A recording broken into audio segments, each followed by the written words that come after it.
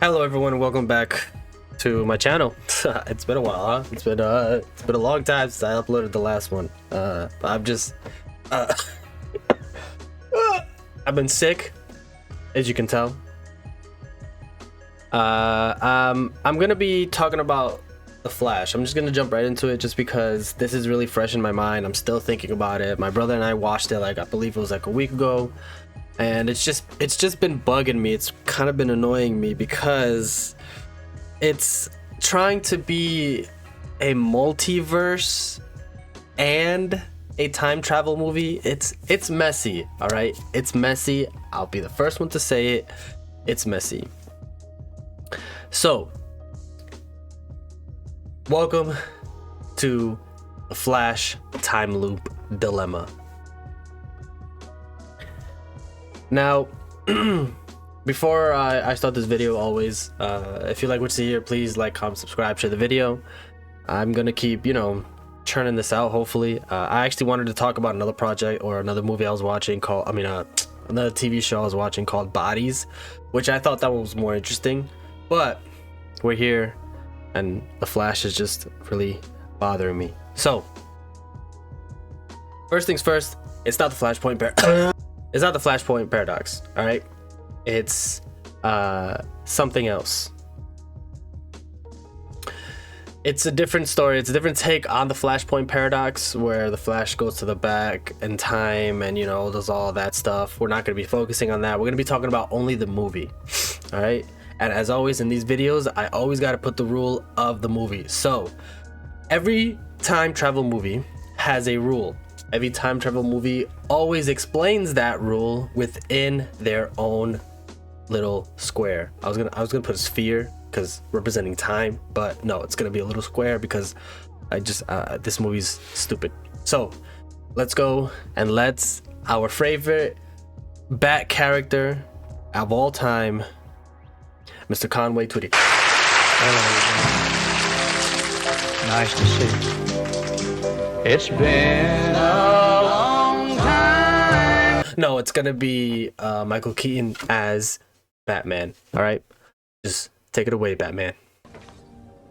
At some point, we probably saw a movie that told you if you went back and changed the past, you'd create a kind of a branched timeline, right? Like, look. New present and new future. Yeah. Well, time doesn't work like that. That's not how time works. When you go back and change the past, you create a fulcrum. You put yourself on a whole nother strand of spaghetti. New future, new past. Change the future, and you change the past. What you eventually end up with is this. The multiverse. As you can tell, his explanation of the time travel in this movie is kind of annoying because he says that in this time, by the way, I already had MS Paint out because you already know I was gonna MS Paint this. I'm not gonna go through transitions. I'm just gonna MS Paint this in front of you guys. So he says, this is what he said, right? Flash in his current time. I should have made that smaller. Hold on, let's make that smaller. Flash in his current time, he already had a past and was well on to the future. Okay, he wanted to change something in his past so it could affect his future. So this is Flash Prime. All right, let's FP, right? This is FP.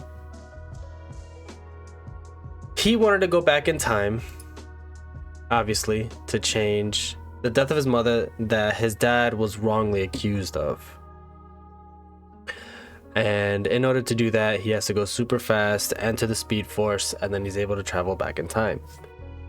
Now, for context, I'm gonna show you a visual representation of this, and there's gonna be a point, right? There's gonna be a point where I'm gonna pause it and I'm gonna talk over it because it is the dumbest thing imaginable. I promise you this will make sense. All right, just roll the clip. Roll the clip.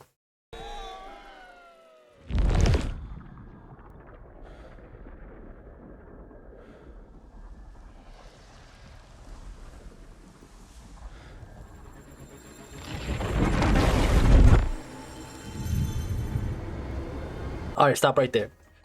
You see his head. You see his head, and then you see another Flash, right? So in this world, he is not going back in time. He's just entering a different dimension. But my thing is, why is he entering a different dimension and also keeping the same body? It's a multiverse thing, crap. I get it, but that's so obnoxious. But whatever. Now we're back to this, right? We're back to the same drawing. So, like Batman said, that if he changes something in the past, if he changes something in his past, okay, that means that instead of branching off, because that's what Flash thought he would branch off and create a new future, right? He thought he would create a new future. This is sorry, I put that as future 2. But no, in this movie entirely, it says that he actually created an entirely new past and present.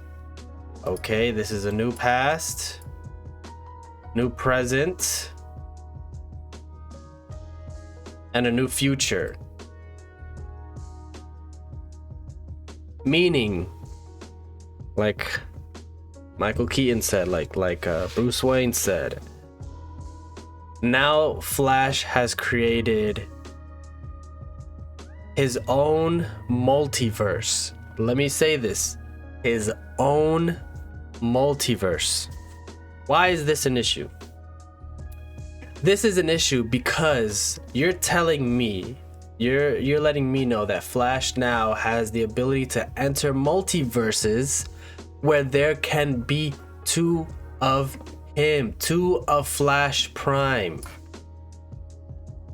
This is utterly ridiculous. All right, this is dumb, because if there are 2 Flashes at the same time, right? Again, this is not. I really don't want to talk about the. I really don't want to talk about the Flashpoint paradox. But this movie is literally based on that comic and that movie that was released on DC's network stuff. I was told, or I'm under the impression, that multiple speedsters are not allowed, or not that they're not allowed, but the Speed Force has to divide evenly between each speedster, right? Or that's the rule that I'm going by. You could probably correct me if you know more about the Flash. Please, leave a comment. Just let me know, because I really don't know. But that was the impression I was under, that there can't be 2, or well, if there are 2 speed forces. Sorry, if there's 2 speedsters in the same timeline, or in the same, era, that the Speed Force has to divide between the 2, and that one is relatively faster than the other, or something like that. Or maybe I was just wrong. Maybe it was just something that the Flashpoint paradox did, because in the Flashpoint, Thawne and Flash were not allowed to be to access the Speed Force, because that instance, Thawne was coming from the future, and Flash is also from his future. So I guess there's something there with the time thing. But going back to the Flash movie, it makes no sense for the Flash to create multiverses. Why do I say that? Because if the Flash is able to create multiverses, then how are you able to do Crisis on Infinite Earth? How are you able to do storylines where there are multiverses out there that you're able to access without the Speed Force? You see where I'm going with this? See how outrageous this thread was? I mean, I know this is the last thing that DC was going to be able to do, because they canceled everything. Everything's done. They're gonna probably reset the whole thing, but it's just outrageous to me, because in this movie now, we're back to our handy dandy little drawing here. You know what I'm saying? I've improved. As you can see, I can write letters. I've improved here. Okay. So now that Flash Prime is in this new timeline, now we have Second Flash, which I'll name just for argument's sake, I'll just put Flash Delta. You know what I'm saying? So Flash Prime and Flash Delta are now following this new timeline. Okay? They're following this new timeline, meaning that Flash Delta, right now, Flash Delta is experiencing all this for the first time, right? We understand that he's experiencing this for the first time, meaning Flash Prime should have these memories, although he doesn't. He doesn't have these memories because what they did, again, is create a multiverse situation. This is a multiverse movie. This is not a time travel movie. Because if it was a time travel movie, it would end in a loop. It would be a loop where it's one person being affected by the time. I don't care what anybody says. I know this is science fiction, this is nonsense, but in a time loop movie, only one person may be affected. Sure, you can see yourself maybe in a glimpse, like how Loki did it. Loki did a really good job. They made their loops. They made sure to close their loops. But with this one, with Flash, they actually created multiverses. And it's stupid. It's just stupid because there's no loops.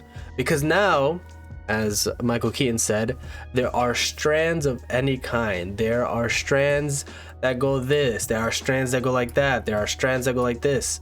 It's a hodgepodge. It is a mess. And the only person, the only one that's in the center of all this mess is Flash Prime, because he's the one that created this multiverse. But I'm not a director or writer.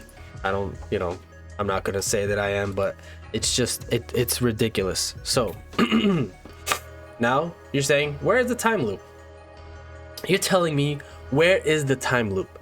Here is the time loop. It happens at the end of this movie. The end of this movie. So Flash Delta, right, towards the end of this movie, they're having a big battle. They're going back and forth and all that. They're doing all this. Flash Prime and Flash Delta decides to try and save everyone. Michael Keaton's Batman, Supergirl, and that's pretty much it. At least that's the only two they really care about. But they're trying to save them.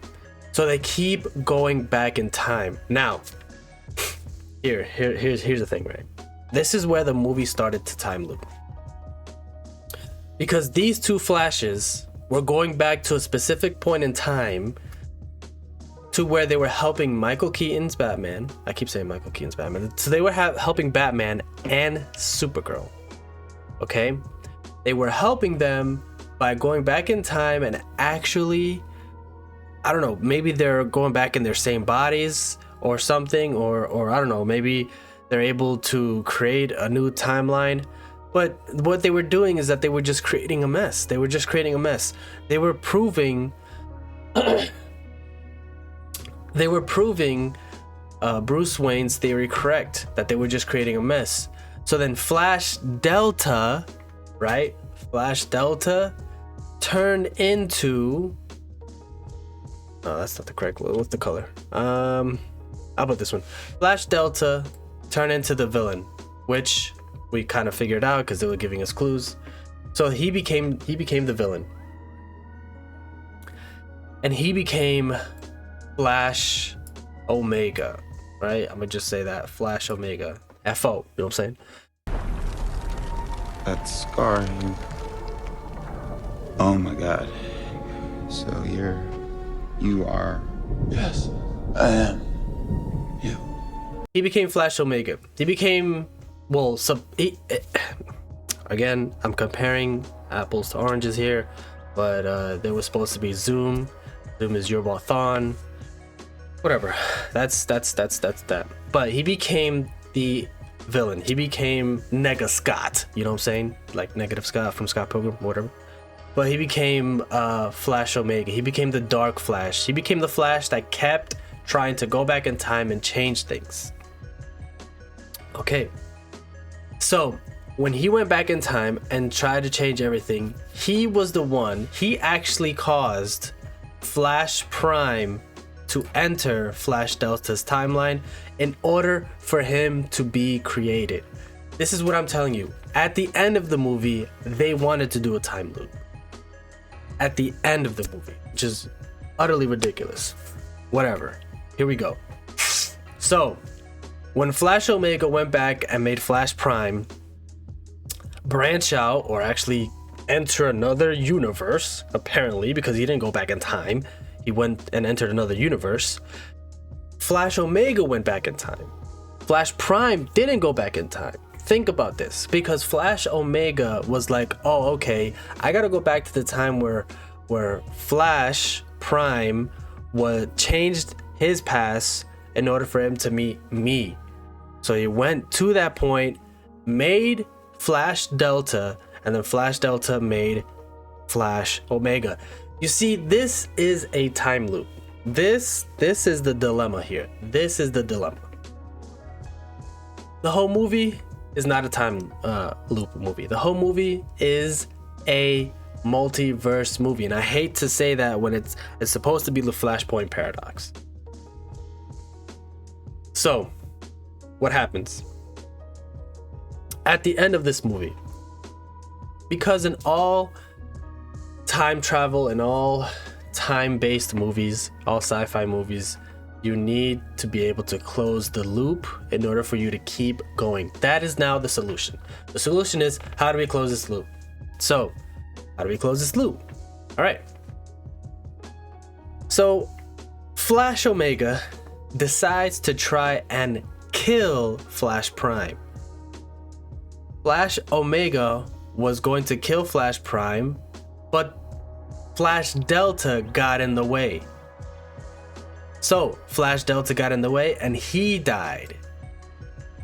Now, I know what you're thinking.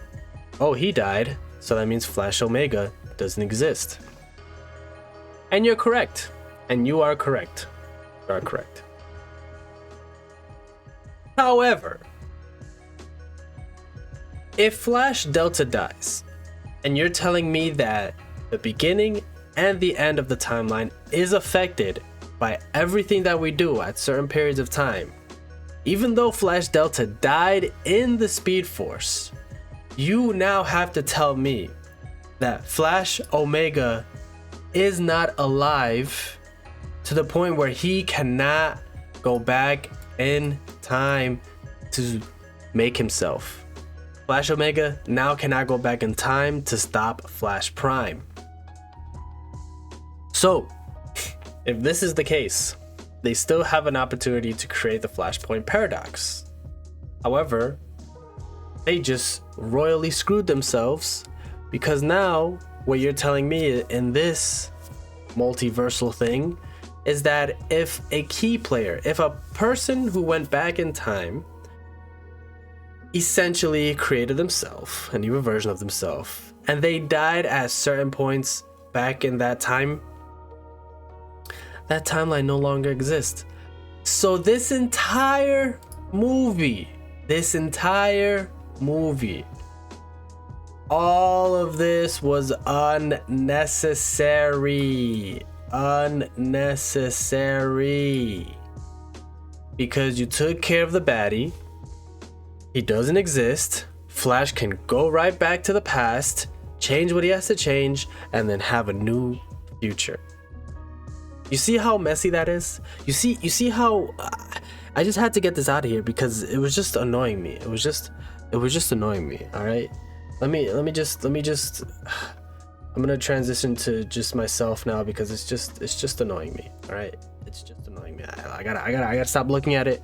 I gotta just do my own thing. All right. But that is essentially what the Flash time loop dilemma is. It makes no sense when you're creating a multiverse through time.